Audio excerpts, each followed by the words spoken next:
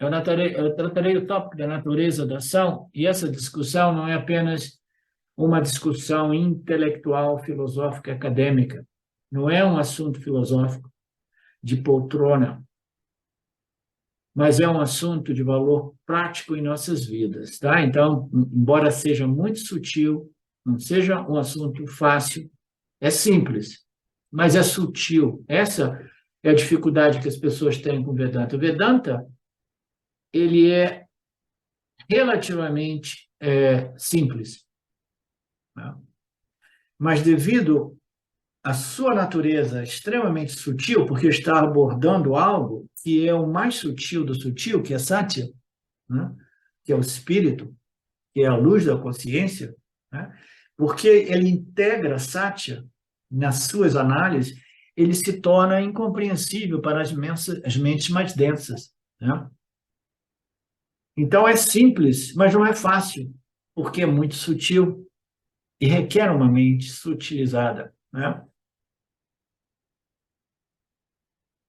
Aqui ele fala, não é um assunto filosófico de poltrona. Esse termo de poltrona é comum na Índia, porque na Índia eles dizem que existem dois tipos de gurus, né? O guru de poltrona e o guru que ensina realmente e que é um exemplo daquilo que ele ensina. O guru de poltrona é aquele que na poltrona ele é o maior sábio que existe, mas ele saiu da poltrona, ele se comporta como um porco, né? Então, o guru de poltrona, né, o filósofo de poltrona, né, ele tem um approach, né, uma abordagem puramente acadêmica, né? É como o cara que uns anos atrás me contratou e perguntou: mas você ensina Vedanta? Mas você ensina Vedanta acadêmica ou Vedanta guru? Né? Eu falei: não, Vedanta guru discípulo. Eu disse, não, isso não me interessa. Me interessa o Vedanta acadêmico, né?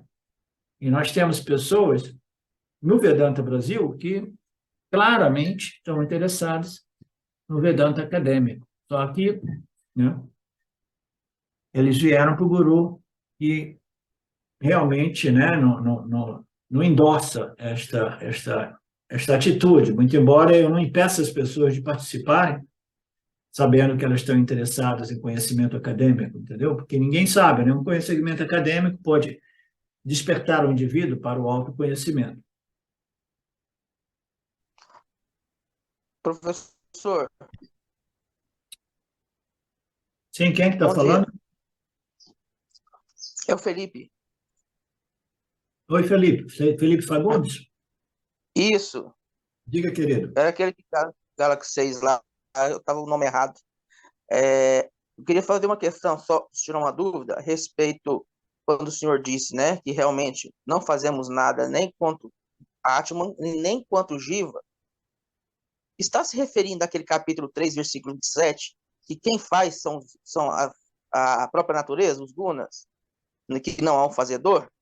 É o Sim. mesmo princípio quando o senhor É, diz que é muito ligado naquele ponto lá que você, de novo e novo, né, trazia, né, para as nossas aulas.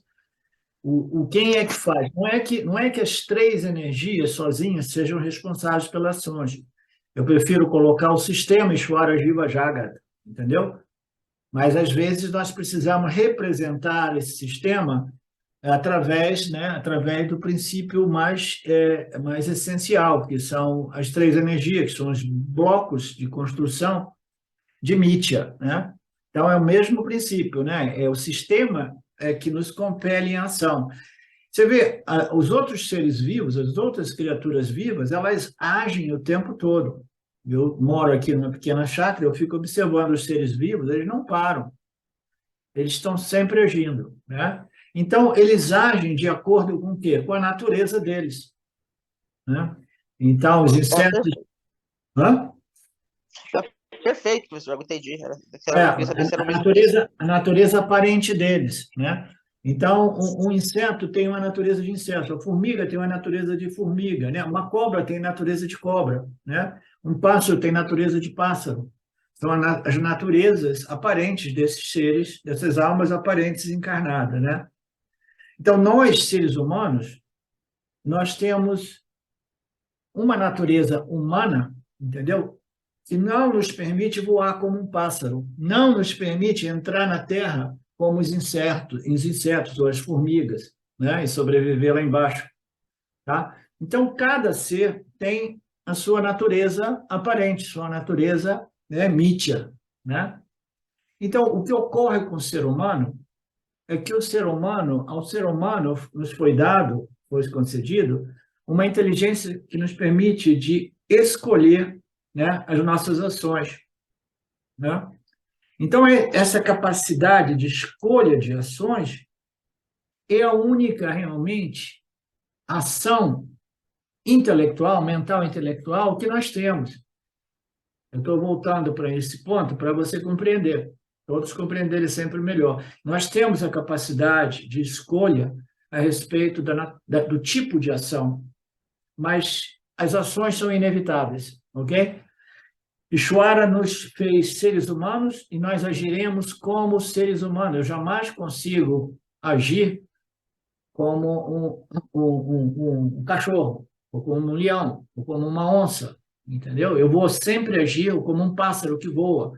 Então, a minha natureza mítia é ser humano, né? Mas eu tenho um livre-arbítrio, uma capacidade intelectual, inteligente, de escolha, né, a respeito das minhas ações, né, que me permite desenvolver uma outra natureza.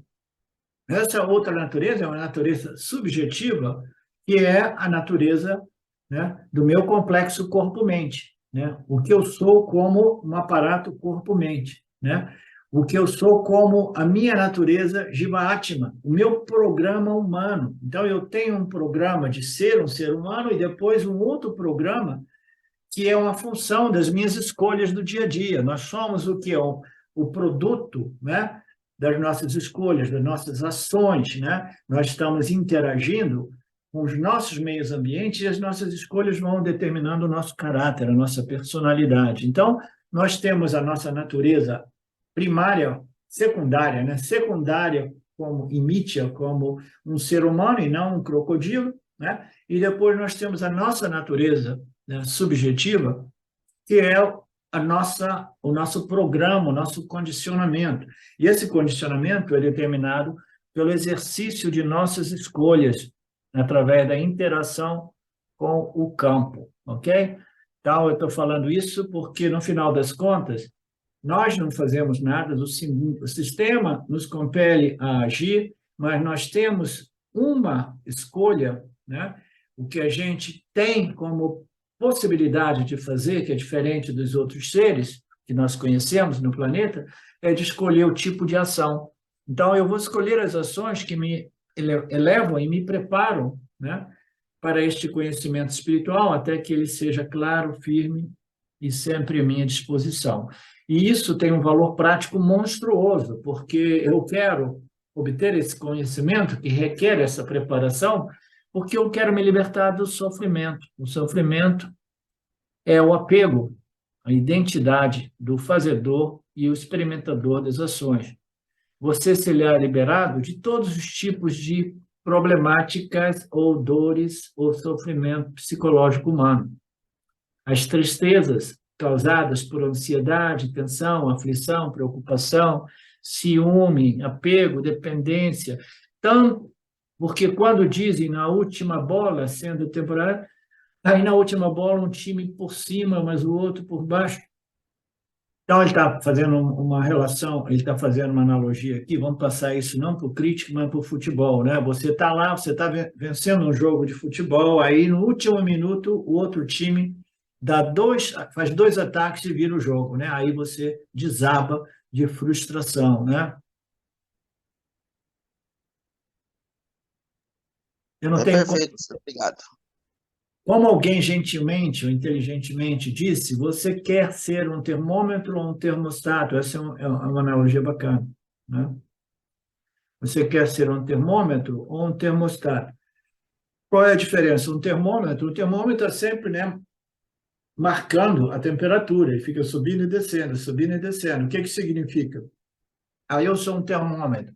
Quando circunstâncias são favoráveis, né, eu subo, né, e fico muito feliz. Quando as circunstâncias da vida são desfavoráveis, eu desabo e fico muito infeliz. Então, eu fico na gangorra dos altos e baixos, porque a minha felicidade depende das circunstâncias, depende das minhas experiências, né? Então, eu sou um termômetro, mas um termostato, não. O termostato é o quê? É aquele que mantém, né, uma temperatura, né, uma temperatura constante, equilibrada, né? Ele é o mestre, né? O mestre de suas experiências, ele tem aquela equanimidade, né? Ele é o mestre da situação. Ele não fica subindo e descendo, não é escravo de situações favoráveis e desfavoráveis, ele permanece naquela equanimidade, né? Devido a esta preparação espiritual, que inclui a compreensão de Nitya, Ishvara, Jiva e Jagat, que inclui a compreensão da natureza da ação e da inação, né? E ele tem a compreensão de sua natureza Atma, como consciência akarta, que jamais se modifica, e Nirvikaraha, que jamais se modifica, né? E que jamais age, né? Portanto, ao obter esse conhecimento completo, você se liberta da tirania do ambiente e das pessoas. Então, se você é um termômetro, você vai ficar na gangorra dos altos e baixos da vida, totalmente dominado, escravo das situações e das pessoas e das circunstâncias, né? E você, com o conhecimento, você se liberta da tirania do ambiente, a tirania das pessoas, que têm muitas expectativas a respeito de como você deve ser, agir, se comportar. Você pode lutar essa guerra do Mahabharata friamente, esportivamente, né? Você será liberto do samsara através dessas ações aparentemente violentas e cruéis